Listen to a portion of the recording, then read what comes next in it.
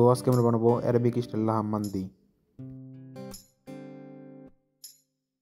আচ্ছা, এই মান্দিটাকে আমি একটি হোল লাহাম দিয়ে বানাবো।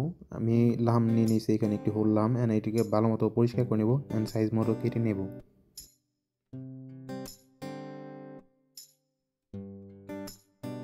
লাহামটা ভালো মতো পরিষ্কার করা হয়েছে। আচ্ছা, এই লাহামটাকে আমি 8 পিস করে কেটে নিয়েছি।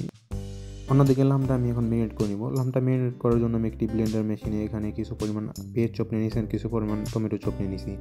এর মধ্যে কিছু পরিমাণে মশলা দিয়ে দেবো। প্রথমে এখানে 2 কিউব চিকেন কিউব দিয়ে দিব, একসাথে কিছু পরিমাণ জাফরান, হালকা পরিমাণে এলাচি পাউডার,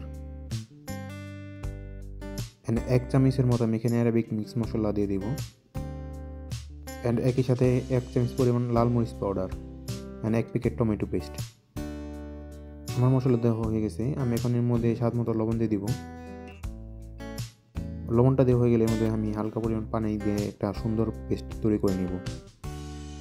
আচ্ছা, এই পর্যায়ে যে পেস্টটা আমরা রেডি করলাম সেই পেস্টটা আমি এখন লামের মধ্যে দিয়ে দেবো, অ্যান্ড ভালো মতো লামটাকে মিক্স করে নিব মশলার সাথে।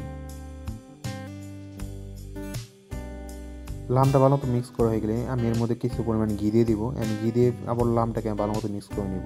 অ্যান্ড এখানে আমি কিছু পরিমাণ ভেজিটেবল নিয়েছি, যেমন আলু অ্যান্ড গাজর। এই সব কিছুকে আমি এখন ভালো মতো মশলার সাথে মিক্স করে নিব। একই সাথে এখানে আমি কিছু পরিমাণ ক্যাপসিকাম নিয়েছি, কিছু পরিমাণ সুইট চিলি নিয়েছি। এই সব কিছুকে আমি মশলা দিয়ে মাখিয়ে নিব। আমার লামটা ম্যারিনেট করা হয়ে গেছে। অন্যদিকে আমি মেহেন্দির জন্য কিছু পরিমাণ চাল ভালো মতো ওয়াশ করে নিব।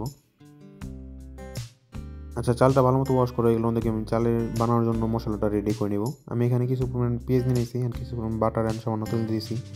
এর মধ্যে আমি কিছু পরিমাণ হোল স্পাইসিস দিয়ে পেঁয়াজটাকে ভালো মতো ভেজে নেব। আচ্ছা, এই মশলাটা আমি এখন চালের পানির জন্য রেডি করে নিচ্ছি।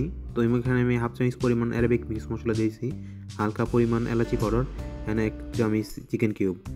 পেঁয়াজটা যখনই গোল্ডেন ব্রাউন কালার চলে যাবে মশলাটা দিয়ে দিব পেঁয়াজের মধ্যে, একই সাথে স্বাদ মতো লবণ দিয়ে দিব। এই মশলাটাকে আমি 1 থেকে 2 মিনিটের জন্য ভালো মতো ভেজে নেব।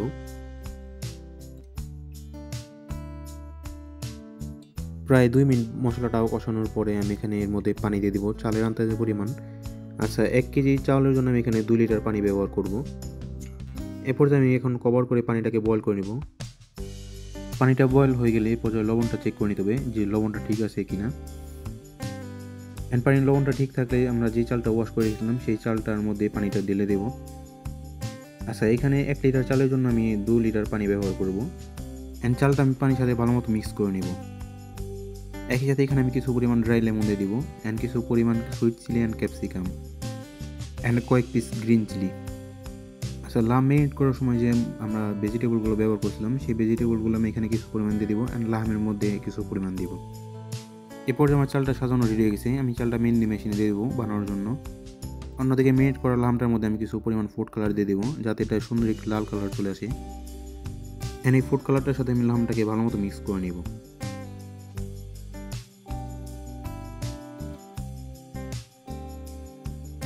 আমরা যে মেশিনের চালটা দিয়েছিলাম সেই মেশিনে আমি নেট দিয়ে উপরে লামগুলো দিয়ে দিব লেয়ার বাই লেয়ারে। একই সাথে এর মধ্যে আমি ভেজিটেবলগুলো দিয়ে দিব।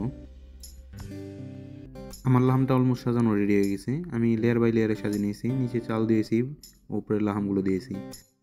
এটাকে আমি এখন কভার করে কুক করে নেব। আচ্ছা, এখানে আমি প্রায় 250 ডিগ্রি সেলসিয়াসে এটাকে কুক করে নেব। এই লামটাকে আমি 2 ঘন্টার জন্য কুক করে নেব 250 ডিগ্রি সেলসিয়াসে। প্রায় 2 ঘন্টা পর আমার লামটা রেডি হয়ে গেছে, আমার রাইসটাও রেডি হয়ে গেছে। আমি এখন ঢাকনাটা খুলে নিব।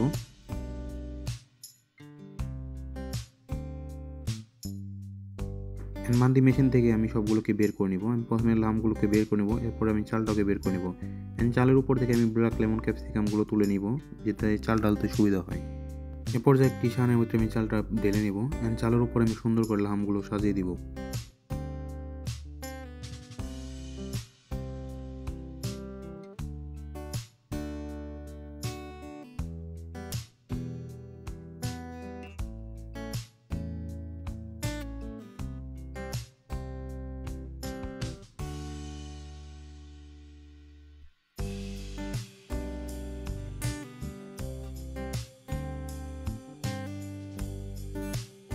Arabic style mandi ready. Please subscribe.